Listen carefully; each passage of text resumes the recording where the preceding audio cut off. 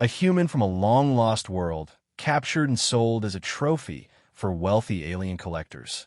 But when he crosses paths with a powerful alien queen, an unexpected bond forms between them, challenging everything the universe knows about connections.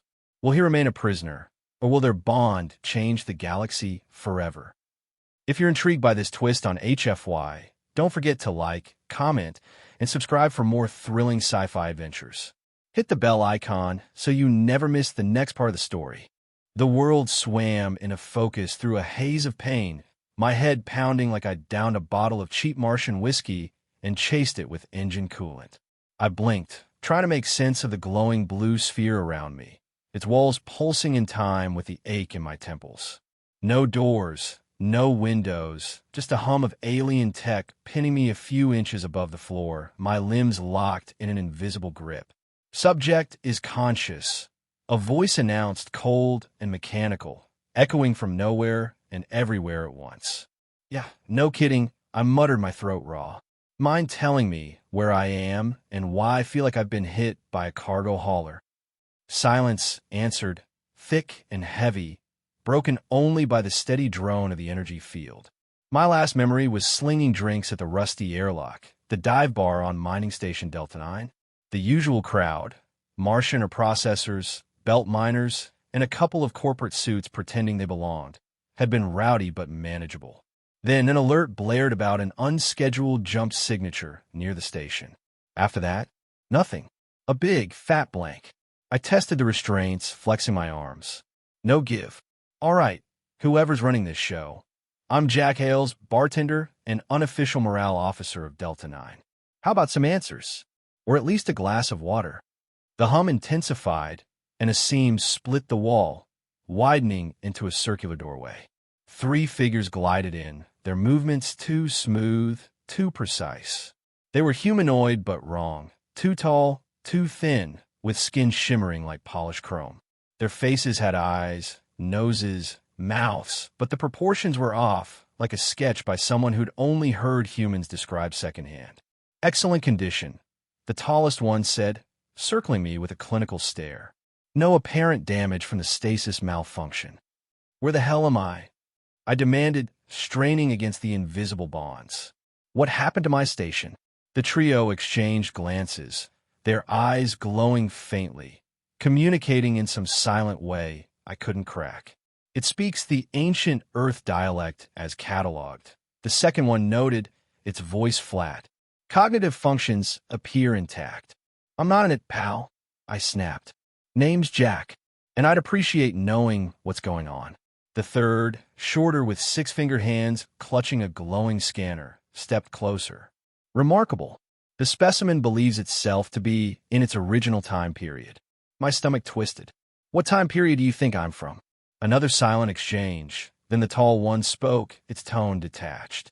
Your vessel was discovered in the remains of a mining operation near what was once called the Arcturus Stream. According to our records, the settlement was abandoned approximately 300 years ago during the final collapse of human civilization. 300 years. The words slammed into me like a physical blow. Everyone I knew, my regulars, my crew, hell, the entire human race, was dust. My vision blurred, not from the tech, but from the weight of it.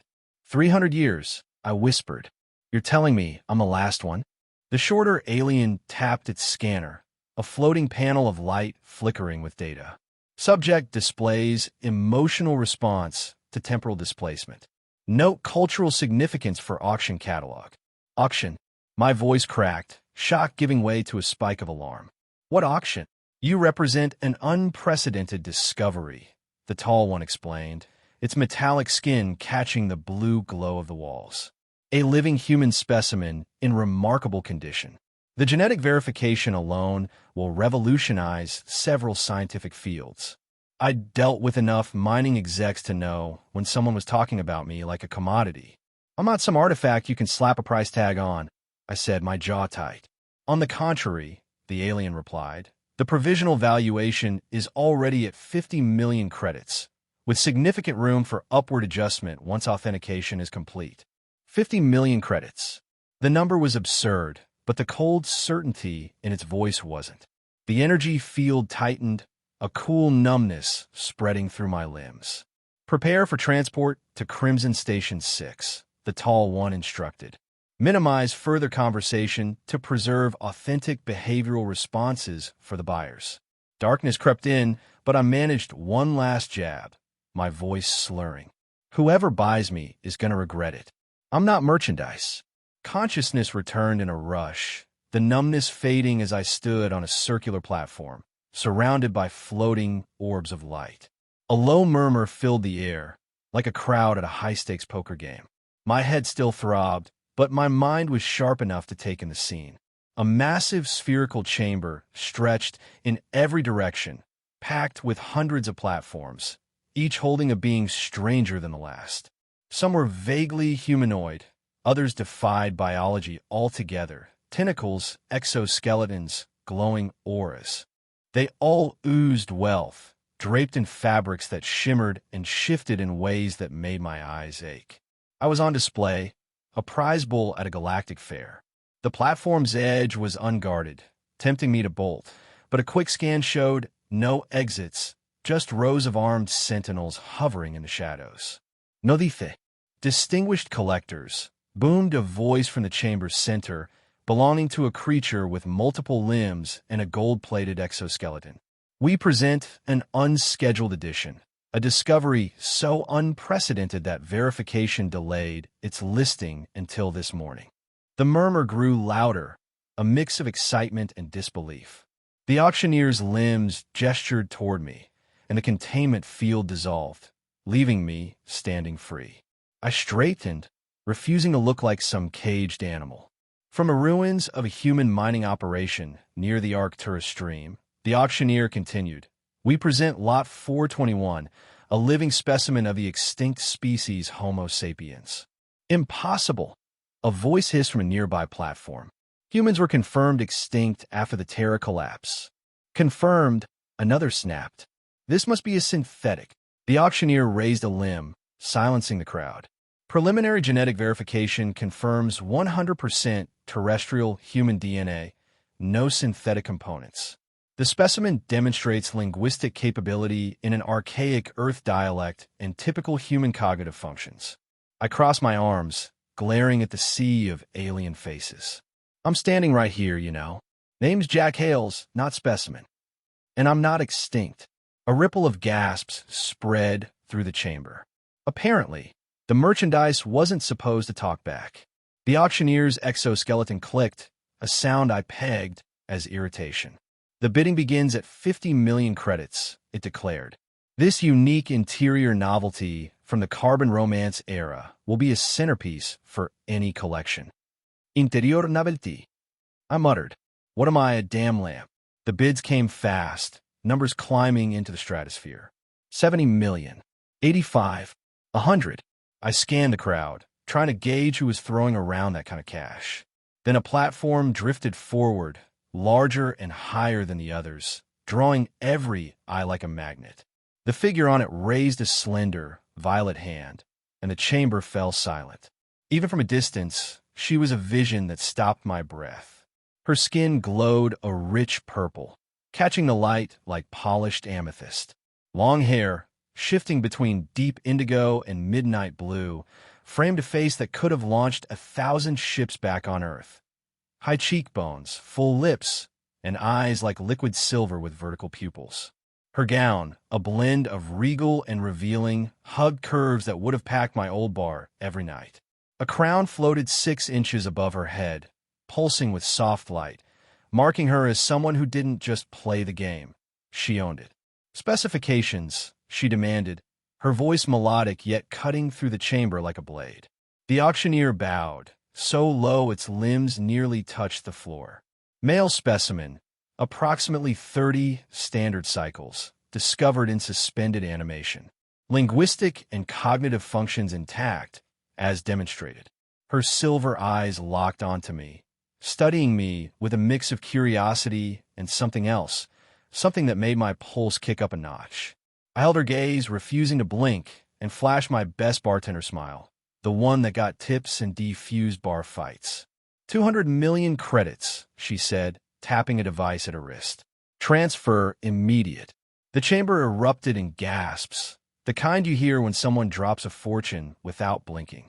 The auctioneer's exoskeleton clicked furiously. Sold to her celestial supremacy, Queen Sultiera VI of the Argenescent Dominion. Queen, of course. I've been bought by alien royalty. Her platform drifted closer, and up close, her presence was electric, like standing too near a live wire. Those silver eyes flicked over me, and I swear her pupils widened just a fraction. "Nice to meet you, Your Majesty," I said, leaning forward slightly. "Hope you didn't just blow your budget on a guy who's more trouble than he's worth." A murmur of shock rippled through the crowd. Her advisors, feathered and scaly, stiffened, but Sultiara's lips twitched, the barest hint of a smile. "You will address her supremacy with deference," one advisor hissed. She raised a hand, silencing them instantly. "What is your designation?" she asked, her tone curious, not commanding. "Jack Hales, former bartender, unwilling auction item, and currently the only human you'll ever meet." I bowed with a flourish, keeping my eyes on hers. "At your service, though I didn't exactly sign up for this gig." Her gaze lingered, and for a moment, the chamber faded, leaving just the two of us. Then she turned to an advisor. "Arrange transport to the Palace of Lunar Delights. The North Crystal chamber requires a centerpiece." "Centerpiece," I muttered as her platform pulled away. "Fantastic." The transport ship was a step up from the holding cell, with plush seats and a viewport showing a starscape that would have made my old regulars weep.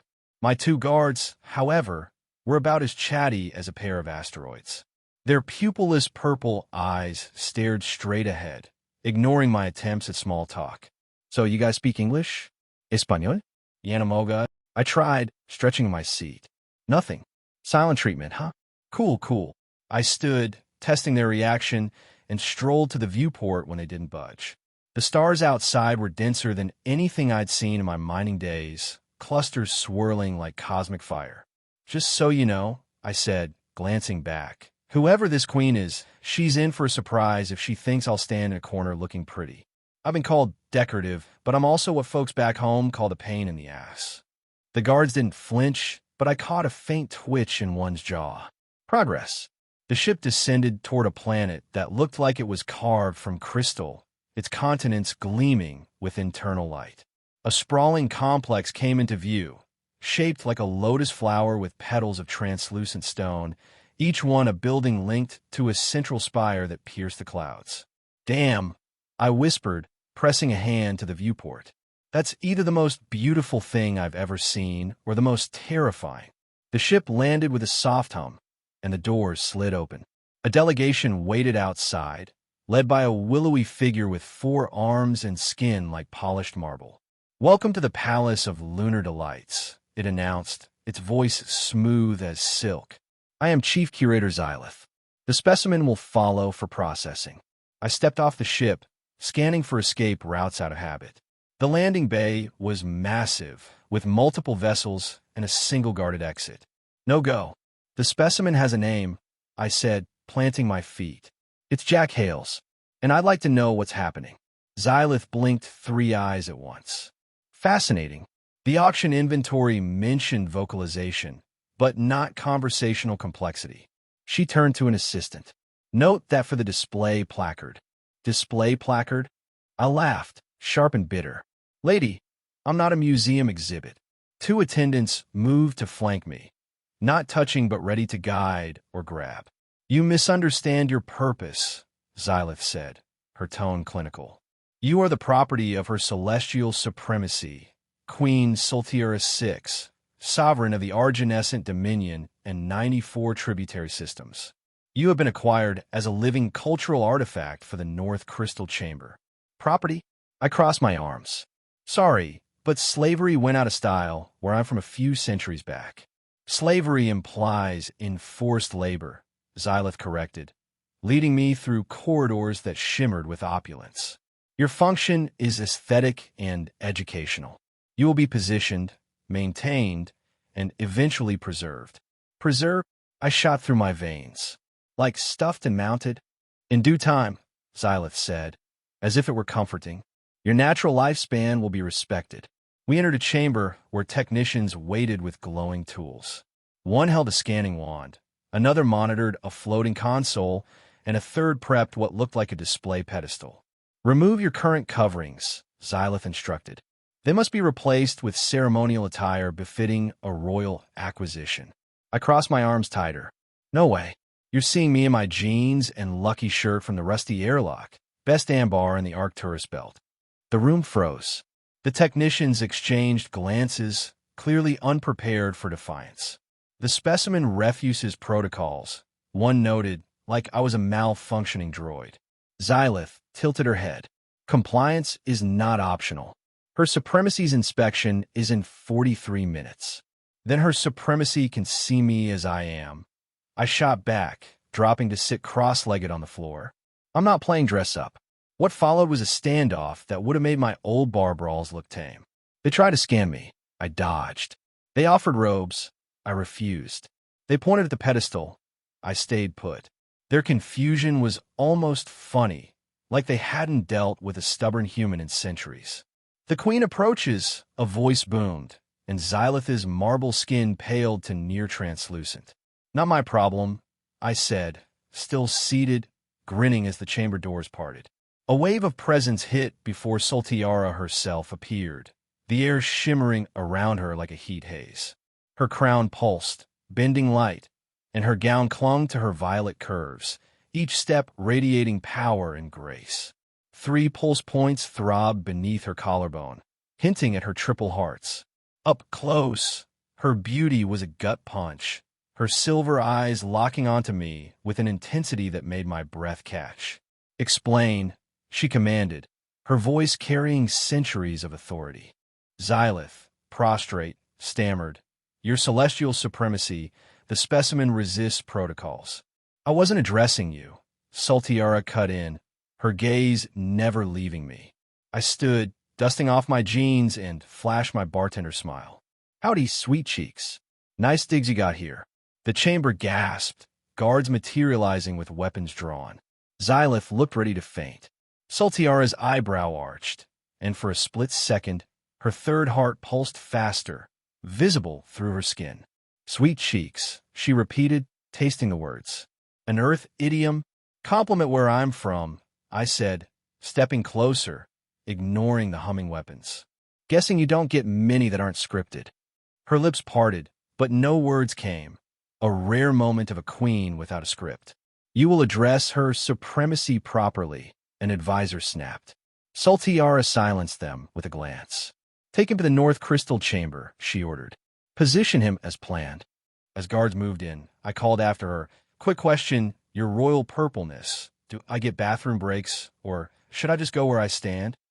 She paused, not turning, but her voice carried a hint of amusement. Accommodate his needs, but ensure he understands his function is decorative. Silence would enhance that. Not my strong suit, I shouted as she vanished, grinning despite myself. 300 years out of time, the last human alive, and now the property of a queen who might just be as dangerous as she was beautiful. This was going to be interesting.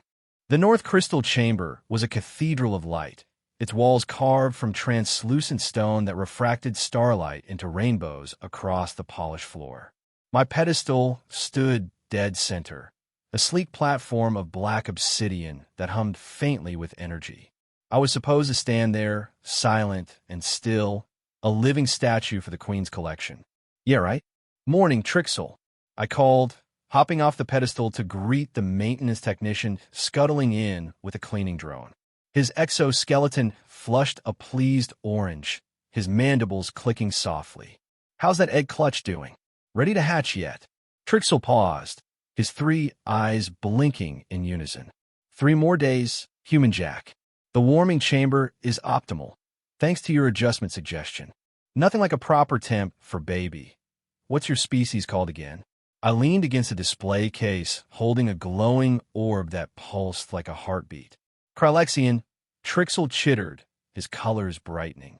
Though my mate is half Venturian, so the hatchlings may show mixed traits. Mixed traits, huh? Sounds like they'll keep you on your toes. I grinned, scanning the chamber. Other artifacts lined the walls, crystalline sculptures, holographic relics, and what looked like a fossilized claw the size of shuttle. Guards stood at every entrance, their pupilless eyes tracking me, but I'd learned they wouldn't intervene unless I tried to leave. "Human Jack," Trixel said, lowering his voice, "you should not leave your pedestal." "The protocols. Protocols can kiss my ass," I interrupted, strolling over to a display of floating metal spheres. "I'm not a lamp. Besides, nobody told me I had to stay put." Trixel's exoskeleton flickered with nervous beige. "But her supremacy bought a human, not a robot. If she wants me to stand still, she can come tell me herself." I tapped one of the spheres, and it emitted a soft chime. "What's this thing do, anyway?" "A resonance amplifier from the extinct Zorathian collective," Trixel said, scooting closer. "It harmonizes with neural patterns to enhance focus. Sounds like alien coffee." I winked, and Trixel's mandibles twitched in what I'd learned was a laugh. "Hey, you ever play cards? I could teach you poker. Keeps the mind sharp." "Cards?" Trixel's eyes widened. "Is this an Earth ritual?" "Damn right it is. Give me something to write on, and I'll show you how to bluff your way to victory." By day 3, I turned the North Crystal Chamber into my personal social club. The maintenance crew was my first conquest. I'd improvised a deck from floor polish packaging, 52 cards hand-drawn with a borrowed stylus, and taught them Texas Hold'em. Trixel was a natural, his colors flaring every time he bluffed. The others, a mix of species with names I could barely pronounce, caught on slower but loved the game's chaos. "Raise you 2 cleaning drones," said Pella, a security officer with scales that shimmered like oil slicks. She tossed a pair of tiny bots onto the pile, her claws clicking. "Bold move," I said, squinting at my cards. "But I'm calling." "Show him." Pella laid down 3 spheres and 2 claws, a full house. I groaned, tossing my lousy pair of asteroids. "You're killing me, Pella. Where'd you learn to play like that?" "Observation," she said, her voice a low hiss. "Your face betrays you, Human Jack. Too many expressions." "Yeah, well, us humans aren't built for poker faces." I shuffled the deck, glancing at the guards. They hadn't budged, but I caught one tilting his head, like he was curious. "Hey, you with the shiny armor. Want to join? I'll go easy on you." The guard's purple eyes narrowed, but he didn't respond. Trixel leaned in, whispering, "They are forbidden to interact beyond security protocols." "Figures," I muttered, "but I'll crack him eventually." The chamber doors hissed open, and the crew scattered like roaches under a spotlight. A new figure entered, a technician with feathers instead of hair, clutching a scanner. "Human specimen," she said, her voice sharp.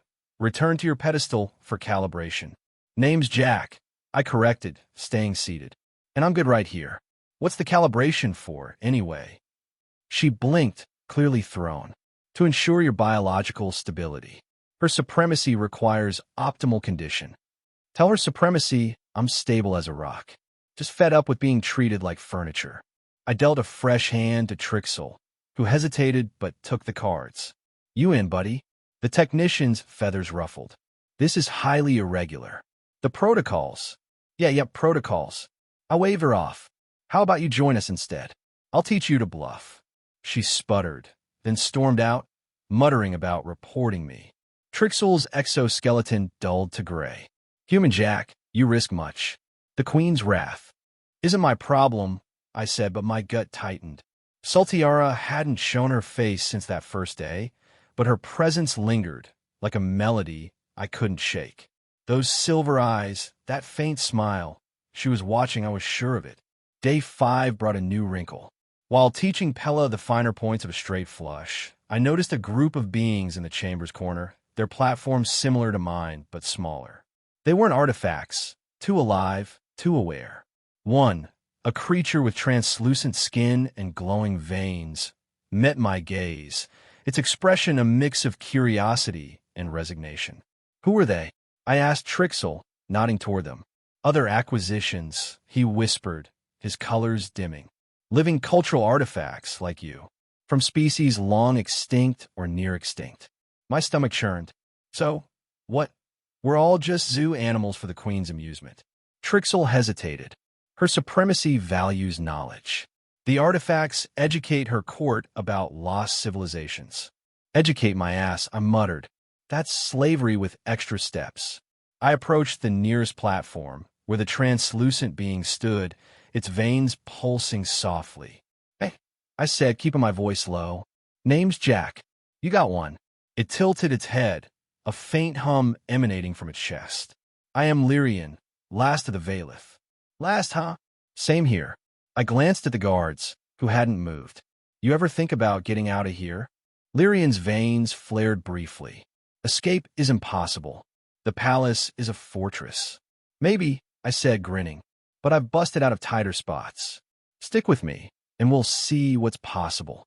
Over the next few days, I made it my mission to know the others. There was Kor, a hulking reptilian with a knack for storytelling, and Solara, a bird-like creature who sang haunting melodies when she thought no one was listening.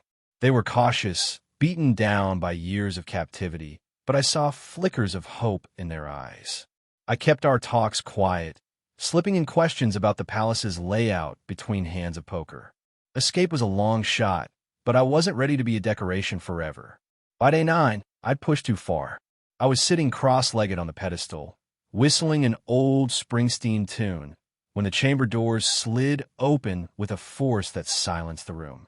Sultiara swept in, her presence like a storm rolling through, her gown a cascade of silver that clung to her violet curves. Her crown pulsed brighter than before, and her silver eyes locked onto me, sharp enough to cut glass. The air crackled with her authority, and every staff member dropped to the floor, foreheads pressed to the stone. I stayed put, studying her.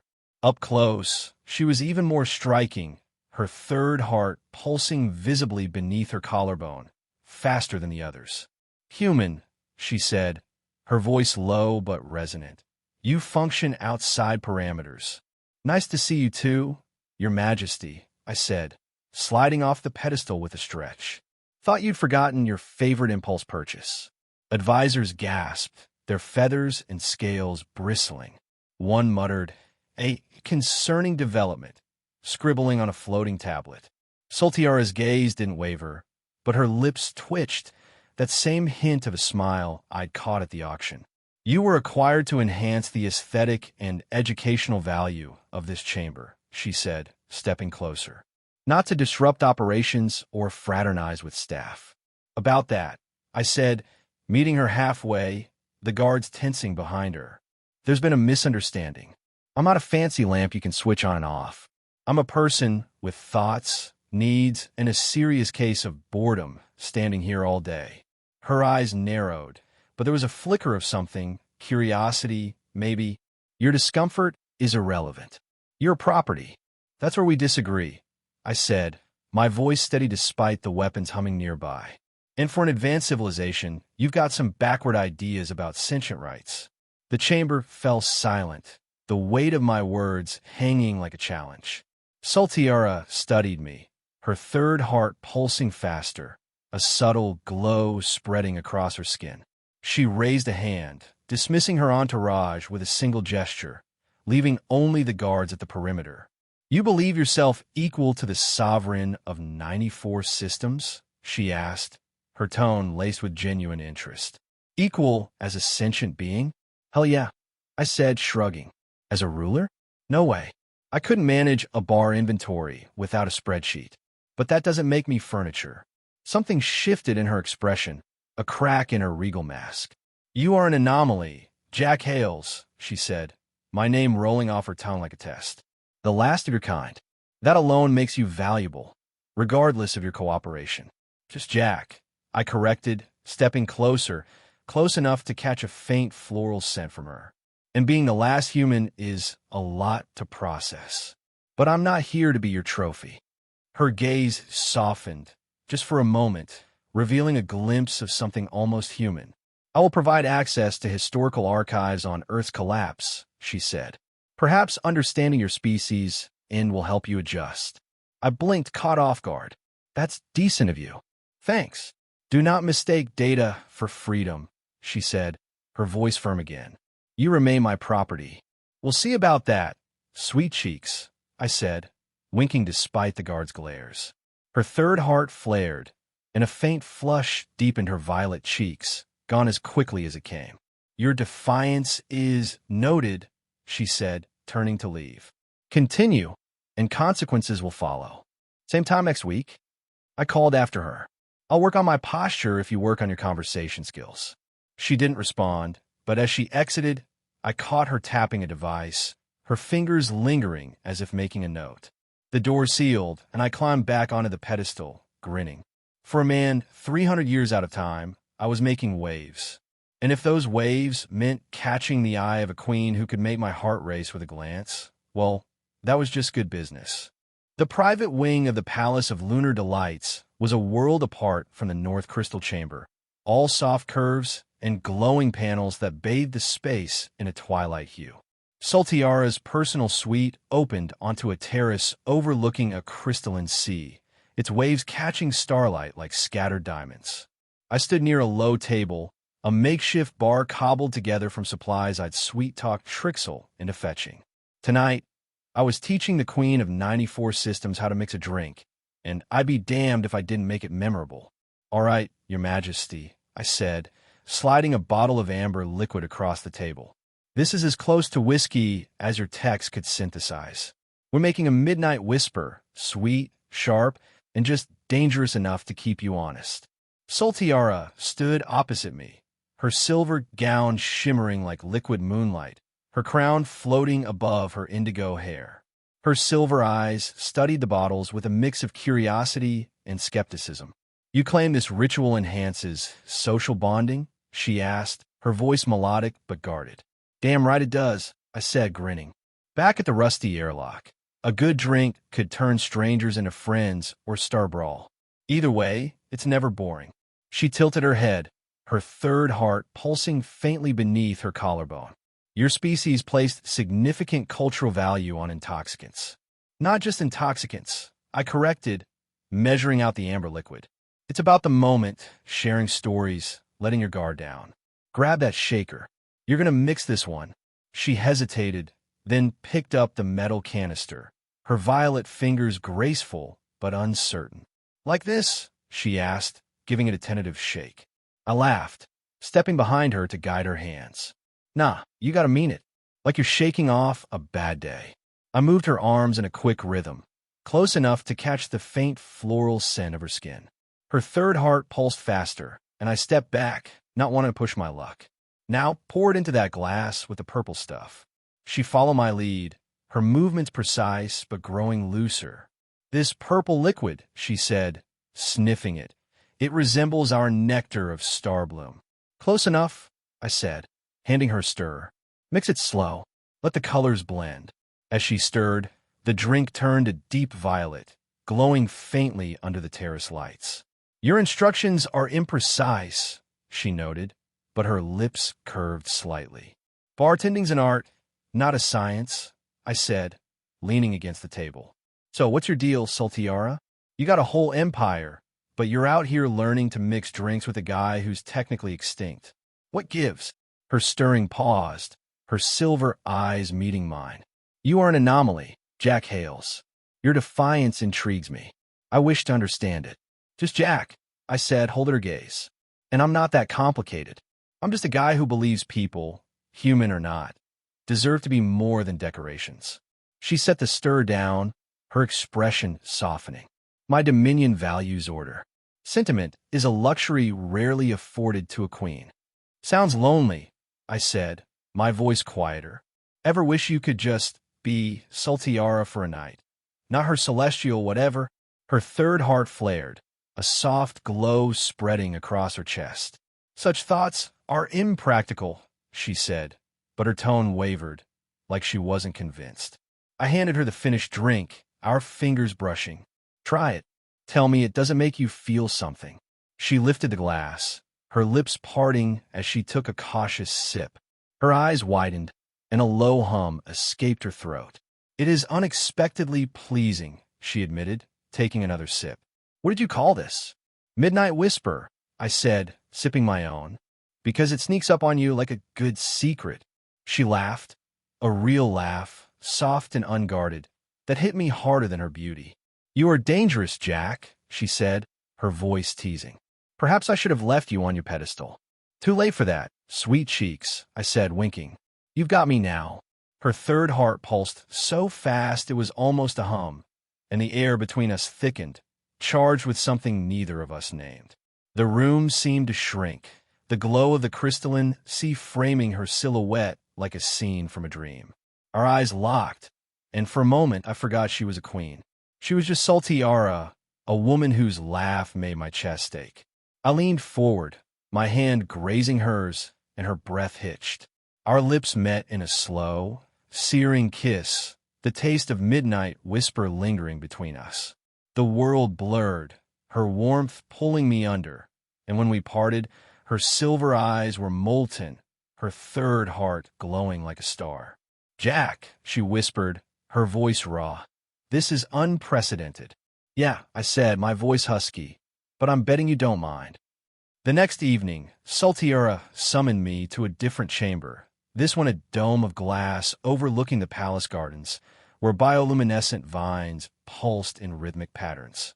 She wanted to continue our cultural exchange, and I wasn't about to say no. Tonight's lesson was poker, and I'd rigged a deck from maintenance scraps, the cards marked with symbols I'd scratched out during downtime. "All right, Saltiara," I said, dealing her 5 cards. "Poker's about strategy and bluffing. You gotta make me think you've got a better hand than you do." She studied her cards, her crown tilting slightly as she frowned. "This is a game of deception?" "Pretty much," I said, leaning back in my chair. "But it's also about reading people. Like, right now, I'm guessing you've got nothing, but you're gonna act like you've got a royal flush." Her lips twitched. "You presume much, Jack." She pushed a stack of crystal tokens forward. I raise. "Bold move," I said, matching her bet. "Let's see 'em." She laid down a pair of claws and 3 random symbols, a bust. I laughed, revealing my 3 spheres. "You're terrible at bluffing, Your Majesty. Your eyes give you away." "My eyes?" She leaned closer, her silver gaze piercing. "What do they tell you now?" My pulse kicked up, her proximity sending heat through me.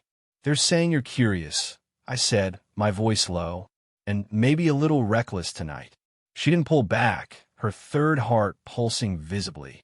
"Reckless," she repeated, like she was tasting the word. "Perhaps I am learning from you." The game dissolved into banter, each hand an excuse to trade stories. I told her about Earth, diners, dive bars, the way a sunset could make you feel alive.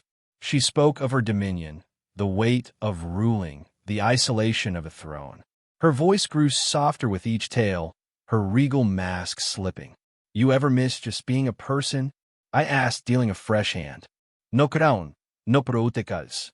"Such a life is not my reality," she said, her fingers brushing mine as she took her cards. "But with you I glimpse it." The air shifted, heavy with unspoken possibilities. I set my cards down, reaching for her hand. "Then glimpse it now," I said, pulling her gently toward me.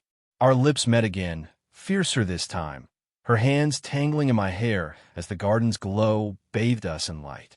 The kiss deepened, a promise of more, and when we parted, her cheeks were flushed, her third heart a radiant pulse. "Jack," she murmured, "you make me question everything." "Good," I said, grinning. "That's my specialty." The festival of the paired moon arrived a few nights later, a grand affair where the Arginescent celebrated bonds, familial, romantic, or otherwise. The palace's central atrium was transformed, its ceiling retracting to reveal a sky ablaze with twin moons, their light casting silver patterns across the crowd. I stood beside Soltera on a raised platform, dressed in a tailored tunic that was her compromise to my refusal of ceremonial attire. The crowd buzzed, nobles and dignitaries mingling with displays of synchronized drones and floating lanterns. "This is a significant event," Soltiara said, her voice low as she surveyed the atrium. "The paired moon honors unity. My presence reinforces stability." "Sounds like a party to me," I said, nudging her. "You ever dance at these things? Or is that against protocol?" She raised an eyebrow. "Dancing is permitted, but I do not partake." "First time for everything," I said, offering my hand. Come on, your majesty. One spin won't ruin your empire. She hesitated, her silver eyes scanning the crowd, then took my hand, her touch warm and firm. The music swelled, a blend of chimes and deep harmonics, and I led her into a simple waltz, adapting Earth steps to the alien rhythm. Her gown flowed like a comet's tail, and as we moved, I felt her third heart sync with mine, a steady thrum that drowned out the world. "You're a natural," I said, spinning her gently. "Sure you've never done this?" "Never with a human," she said, her voice teasing, her body closer than protocol allowed.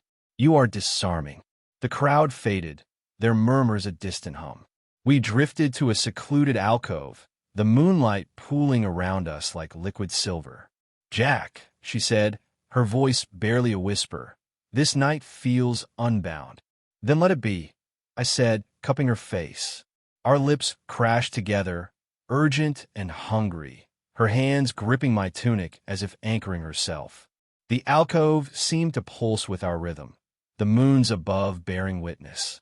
The scene blurred, time slipping away, and when morning light filtered through the palace, I woke in her chambers, her head resting on my chest, her third heart a soft glow against my skin. We shared a quiet smile, the unspoken weight of the night binding us closer. Days later, we sat on her terrace, the crystalline sea stretching beyond. I'd brought a deck of cards, but we were distracted, trading glances over glasses of starbloom nectar. "You're different, Jack," she said, her voice soft. "You challenge me in ways I cannot predict." "Back at you," I said, leaning closer.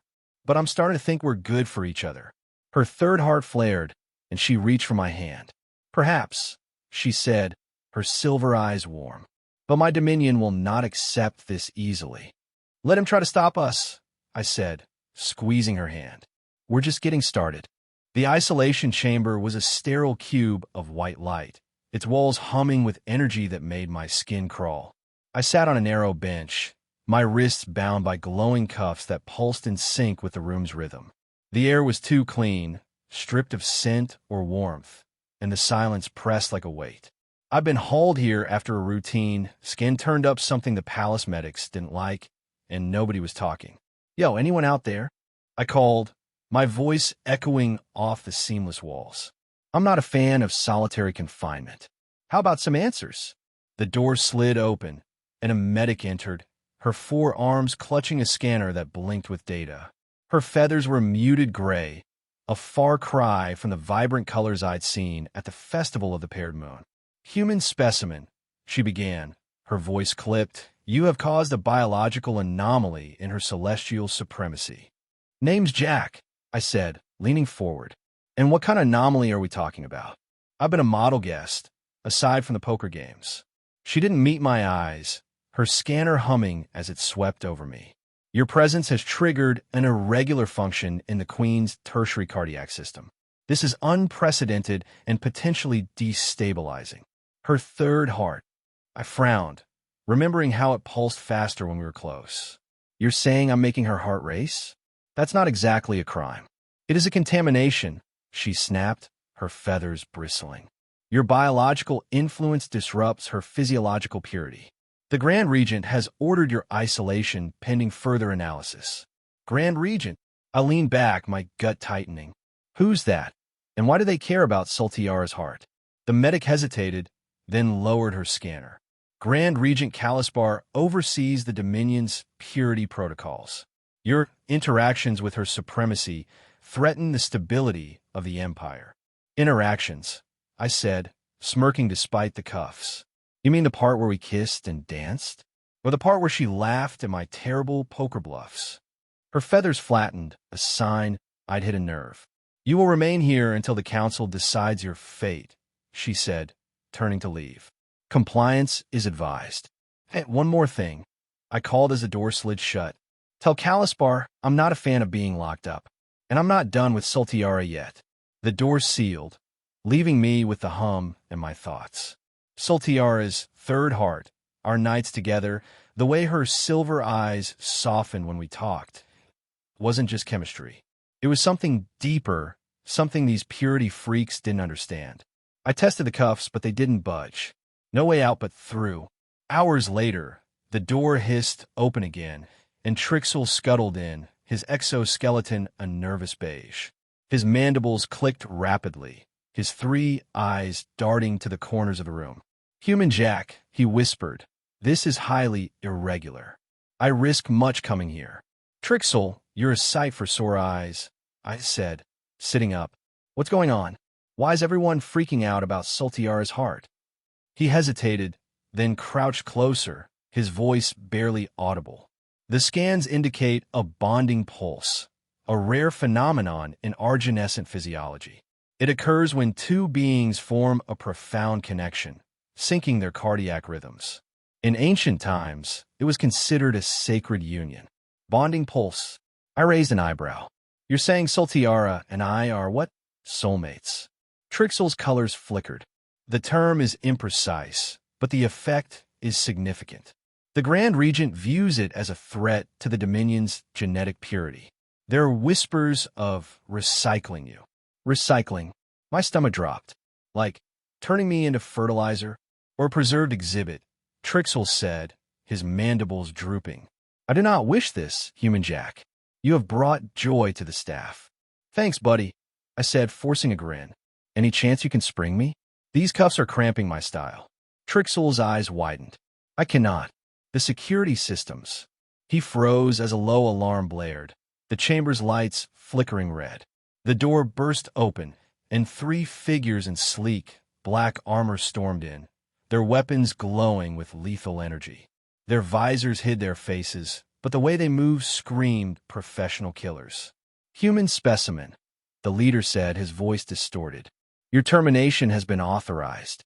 "Whoa, hold up," I said, standing despite the cuffs. "Termination? On whose orders?" The leader raised his weapon. "Grand Regent Calispar, your influence ends now." Trixel scuttled back, his exoskeleton flashing panic. I braced myself, mind racing for a way out, but the odds weren't good. 3 armed assassins, 1 cuffed bartender. Not exactly a fair fight. Then the air crackled, a surge of energy that made my hair stand on end. The chamber doors exploded inward, and Sultiara appeared, her violet skin glowing like a supernova, her crown pulsing with arcs of light. Her silver eyes blazed, and energy rippled from her fingertips, freezing the assassins mid-step. They dropped, weapons clattering, as if their nervous systems had been short-circuited. "Step away from my human," she commanded, her voice a thunderclap that shook the walls. Her gown billowed, the fabric catching the light like a storm cloud, and her 3rd heart glowed so brightly it cast shadows. "Your Majesty," the leader gasped, struggling against her power. "The Regent is not your sovereign," she cut in, advancing with lethal grace. "You dare act against my will?" I stared, heart pounding, as she dismantled the threat with a flick of her wrist. This wasn't just a queen, she was a force of nature. "Nice timing, sweet cheeks," I said, my voice steadier than I felt. "You always this dramatic?" Her eyes flicked to me, softening for a split second. "You test my patience, Jack," she said, but there was a warmth beneath her words. She turned to Trixel, who was trembling against the wall. "You alerted me. Your loyalty is noted." Trixel's colors brightened. "I only wish to preserve Human Jack, your supremacy." She nodded, then faced the assassins. "You will face trial for treason," she said, her power pinning them in place. Guards flooded the chamber, securing the intruders, and Sultiara approached me, her glow fading, but her presence no less commanding. "Your cuffs," she said, touching the restraints. They dissolved in a shower of sparks, and her fingers lingered on my wrists, warm and steady. "Thanks," I said, rubbing my wrists. "So what's this about a bonding pulse?" "Trixel says we're basically married in alien terms." Her 3rd heart flared, and a faint flush colored her cheeks. "The bonding pulse is complex," she said, her voice softer. "It signifies a connection that transcends protocol. I did not anticipate it." "Me neither," I said, stepping closer, close enough to feel the heat of her. "But I'm not complaining." Her lips parted, But before she could respond, an advisor burst in, his scales rattling. Your Supremacy, the Grand Regent demands an audience. He accuses you of compromising the Dominion's purity. Sultiara's eyes hardened, her glow returning. Calispar oversteps, she said, her voice steel. Prepare the council chamber. I will address this now. She turned to me, her hand brushing mine. You will accompany me, Jack. This concerns us both. Lead the way, I said, my pulse racing for reasons beyond the fight. But fair warning, I'm not great with bureaucracy. The council chamber was a coliseum of power, its tiered seats filled with Dominion elites, feathered, scaled, and metallic beings, all staring as Sultiara and I entered. The Grand Regent Calispar stood at the center, a towering figure with obsidian skin and eyes like burning coals. His presence was cold, calculated, a stark contrast to Sultiara's fire. Your Celestial Supremacy, Calispar began, his voice smooth but venomous. You stand accused of endangering the Dominion's genetic integrity. Your association with this human has caused a biological anomaly. Association? I cut in, stepping forward. Call what it is, buddy. We've got a connection, and it's freaking you out. The council murmured, some shocked, others intrigued. Calispar's eyes narrowed. You will speak when addressed, specimen. Enough, Sultiara said, her voice silencing the room. Her crown pulsed, and she stood taller, her violet skin radiant. The human is Jack Hales, my chosen companion. The bonding pulse is not a flaw. It is a strength. Calispar's lips curled. A strength? It is a contamination. Your tertiary cardiac system is compromised, rendering you unfit to rule. Unfit? I laughed, drawing every eye. She just took down 3 assassins without breaking a sweat. Sounds pretty fit to me. Sultiara's hand grazed mine, a silent thank you. The bonding pulse is rare, she said, addressing the council. In our history, it marked unions that reshaped our empire. Jack is not a threat. He is a catalyst. Calispar sneered. A catalyst for chaos. The human must be removed and your condition corrected. Removed? I set my voice hard. You tried that already, and I'm still here. Maybe take the hint. The council erupted, voices clashing until Sultiara raised a hand. I will not be dictated to, she said, her power filling the room. Jack remains. The Dominion will adapt, as it always has. Calispar's eyes burned, but he bowed stiffly. As you decree, your supremacy. But the council will revisit this. As he retreated, Sultiara turned to me, her silver eyes fierce. You provoke, Jack, she said, her voice low. But you also inspire. Good, I said, squeezing her hand. Because we're not done yet. That night, in her private chambers, the tension of the day lingered like a storm waiting to break. The crystalline sea shimmered beyond the terrace, its waves a restless mirror of our mood. Sultiara stood by the railing, her gown catching the moonlight, her third heart a steady glow. Calispar won't stop, I said, joining her. He's got a hard-on for purity, and I'm the opposite of that. She turned, her eyes searching mine. He fears change, but I do not. Not anymore. I stepped closer, my hand finding hers. Then let's face him together. Whatever this bonding pulse is, it's real. I feel it too. Her breath hitched, and she pulled me into a kiss, fierce and urgent, her hands gripping my shoulders. The world narrowed to her warmth, her scent, the pulse of her hearts against my chest. Time slipped away, and when morning came, I woke with her beside me, her violet skin soft against mine, her third heart a quiet rhythm. We shared a look, no words needed, the promise of the night sealing our resolve. The council chamber buzzed with tension, its tiered seats packed with Dominion elites, beings of every shape and hue, their eyes fixed on the central platform where Sultiara and I stood. The air shimmered with a hum of holographic displays, each projecting data that could make or break an empire. Grand Regent Calispar loomed opposite us, his obsidian skin glinting under the chamber's crystalline lights, his coal-black eyes burning with barely concealed contempt. The stakes were higher than ever, and I was a bartender from a dead world about to throw a wrench into an alien dynasty.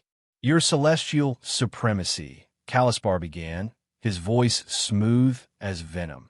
You have allowed this human to corrupt your physiology and threaten the Dominion's genetic sanctity. The bonding pulse is not a sacred union. It is a flaw, a disease that must be eradicated. Big words for a guy who sent assassins to do his dirty work. I cut in, stepping forward. How's that plan working out for you, Calyspar? The chamber erupted in gasps, feathers ruffling and scales clattering. An advisor with metallic tentacles hissed. The specimen speaks, out of turn. Name's Jack Hales, I said, glaring at the crowd. And I'm not a specimen.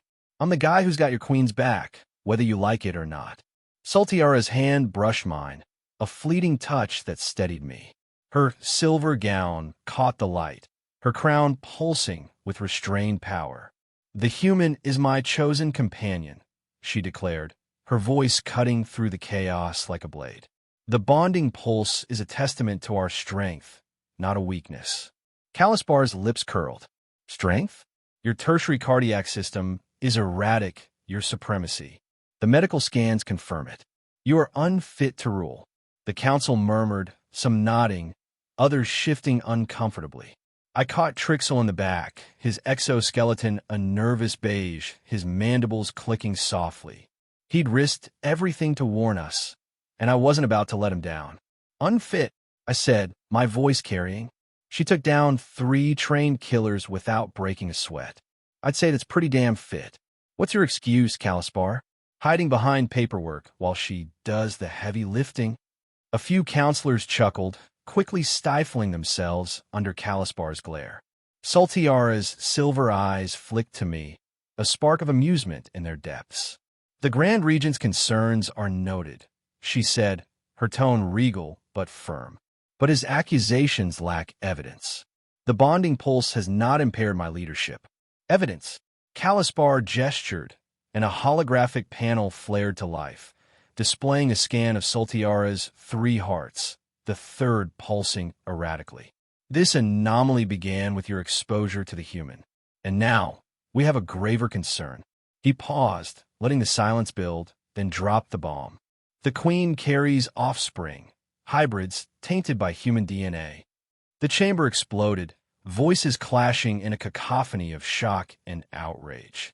A feathered noble shrieked, "Abomination!" while a scaled diplomat demanded, "How can this be permitted?" My heart pounded, not from fear, but from the weight of it. Sultiara was pregnant, and I was the father. "Hold up," I said, raising my hands. "You're freaking out about kids? That's what this is about." Calyspar's eyes burned. The offspring are an affront to our purity. They threaten the Dominion's legacy. Purity? I laughed, sharp and bitter. You want to talk purity? Your obsession with it looks a lot like extinction. My species died out chasing that kind of nonsense, dividing people, building walls. You want a legacy? Those kids are it. They're the future, not a threat. The crowd quieted, my words sinking in.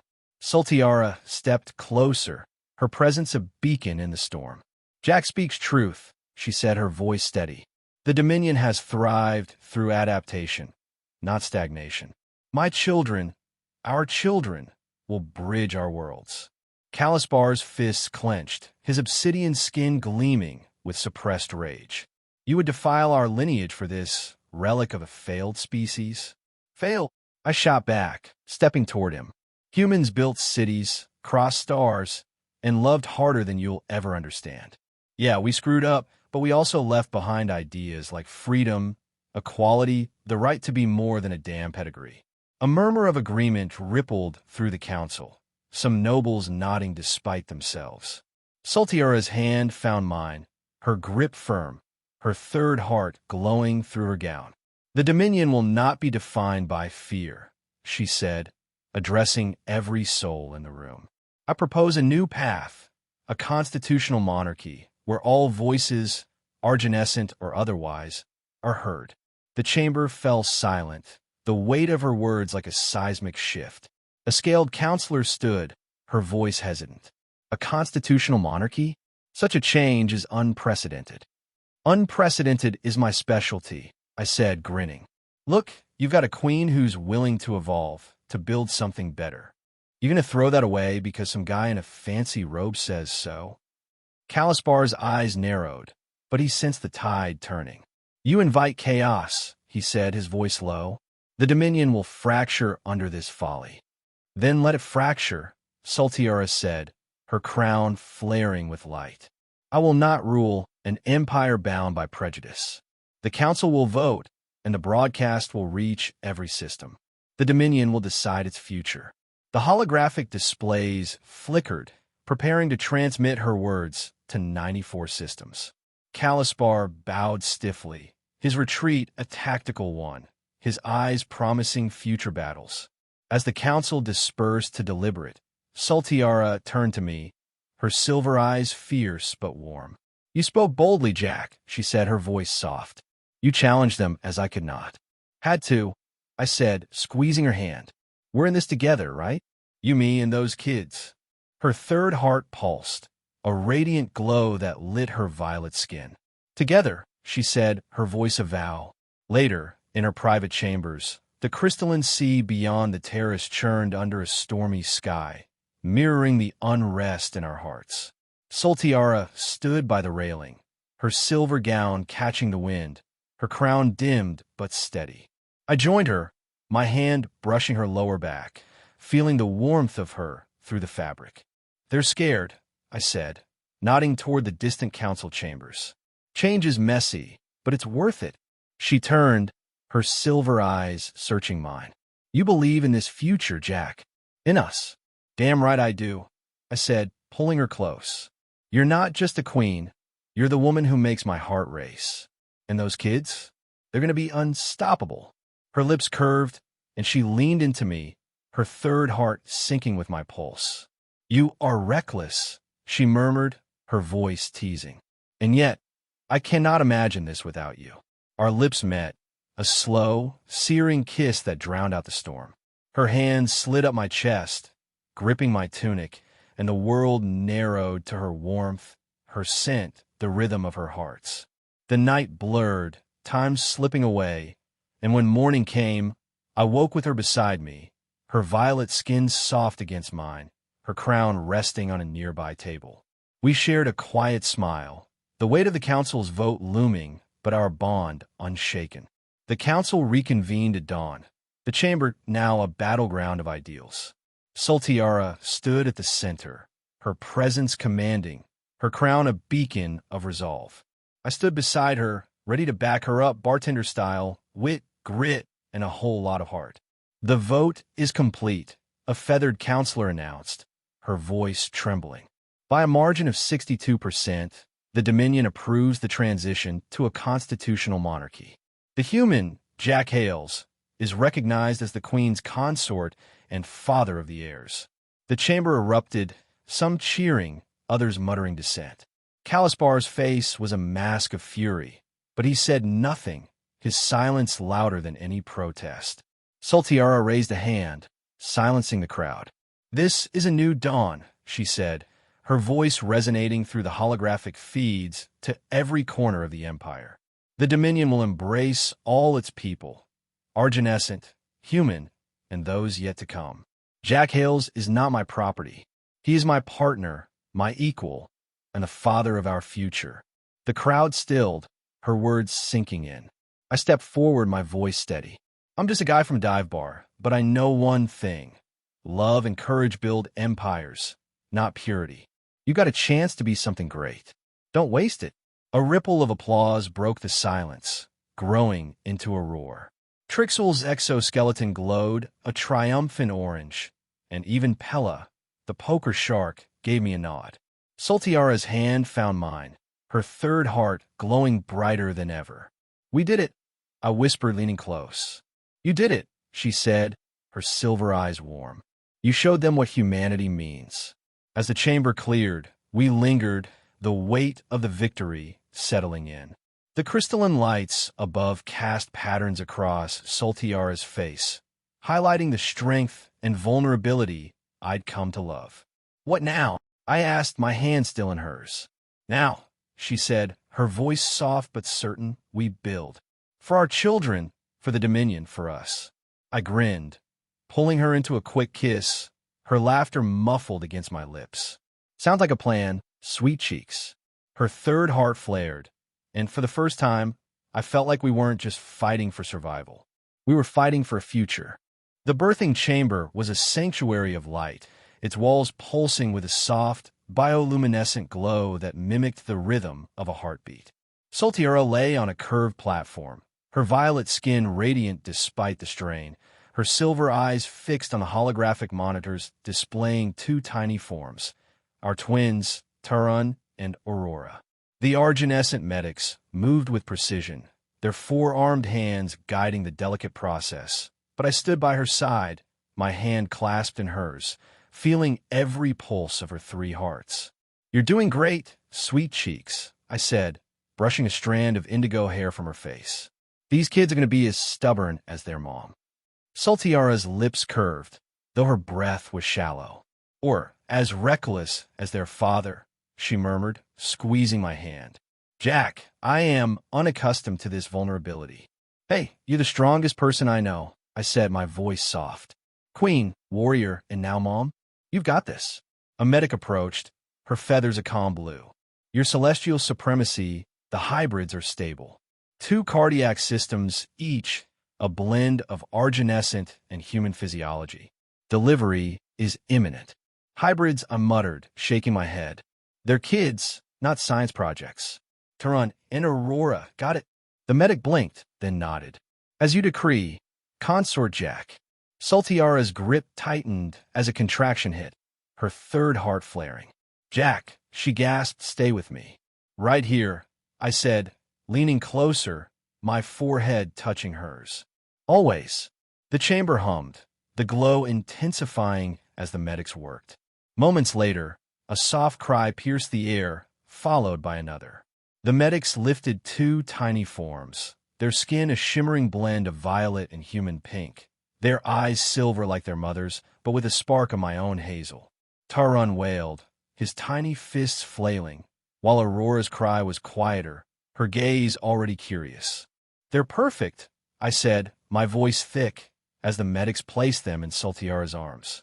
She cradled them, her silver eyes glistening, her third heart glowing like a star. "Our children," she whispered, her voice a mix of awe and resolve. "They will change everything." I kissed her forehead, then each tiny head. "Damn right they will. Welcome to the family, little troublemakers." The throne room was no longer a place of rigid ceremony. I'd convinced Soltiara to transform it into the Earthrise Lounge, a vibrant space where beings from across the Dominion could gather, share stories, and, most importantly, relax.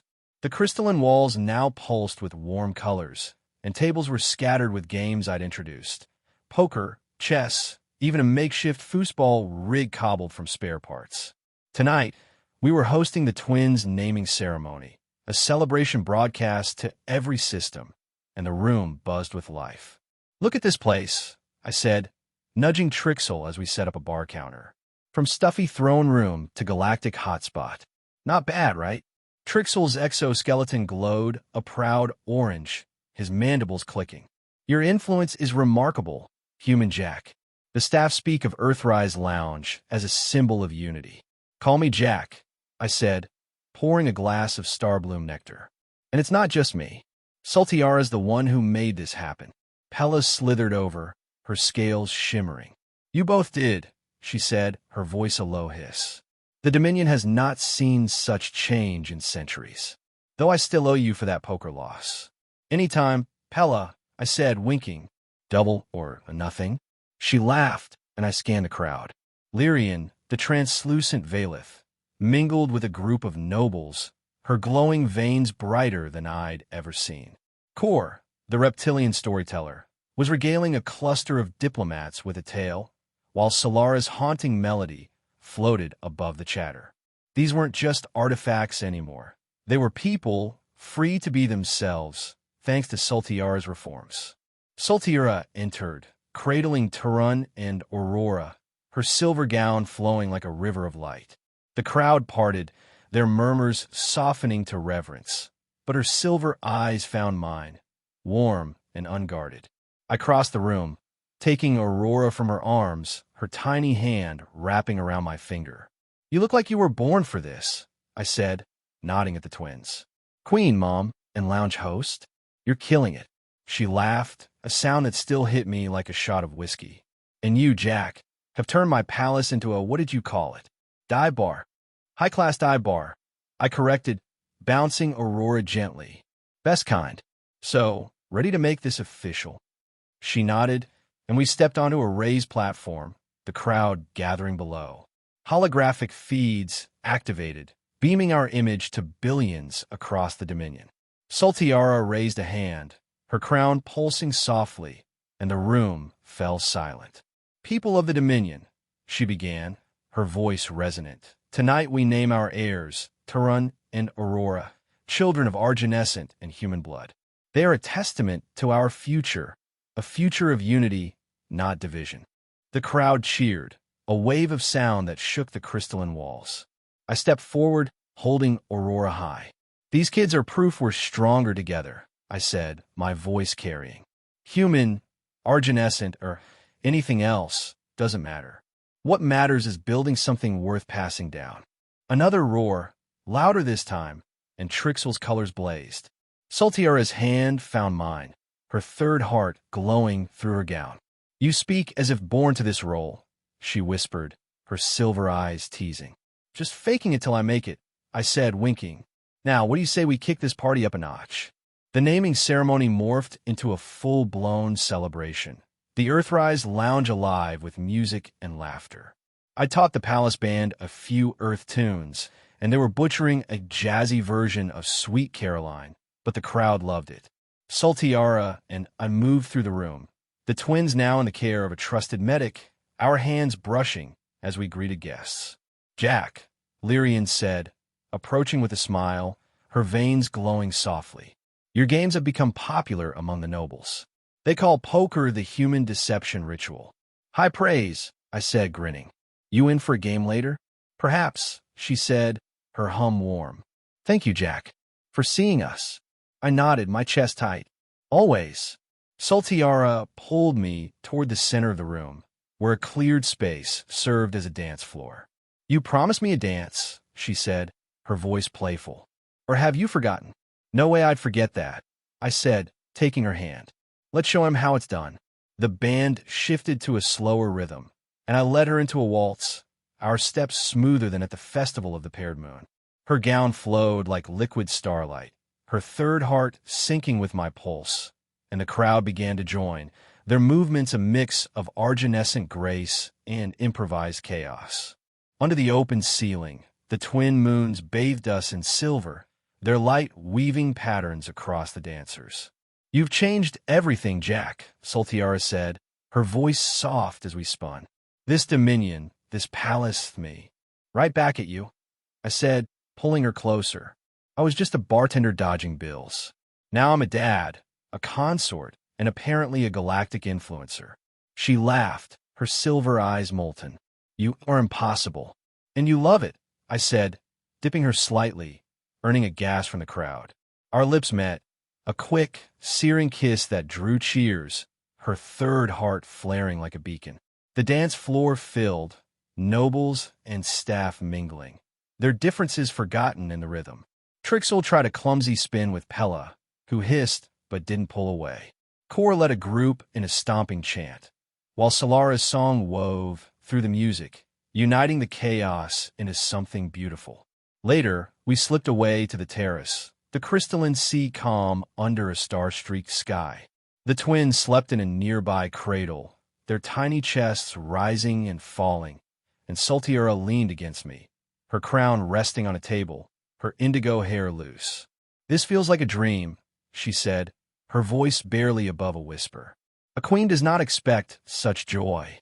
"It's real," I said, wrapping an arm around her. "Yumi, Turan, Aurora, we're building something new, and it's going to be one hell of a ride." She turned, her silver eyes warm, and kissed me, slow and deep, her hands framing my face. The night wrapped around us, the sea's glow reflecting our shared pulse, and when we parted, her third heart was a steady light, a promise of forever. "Jack Hales," she said, her voice teasing, "you have decorated my empire with hope." "And twins," I added, grinning. "Don't forget the twins." Her laughter echoed, a sound I'd never tire of, and we stood together, watching the stars, ready for whatever came next.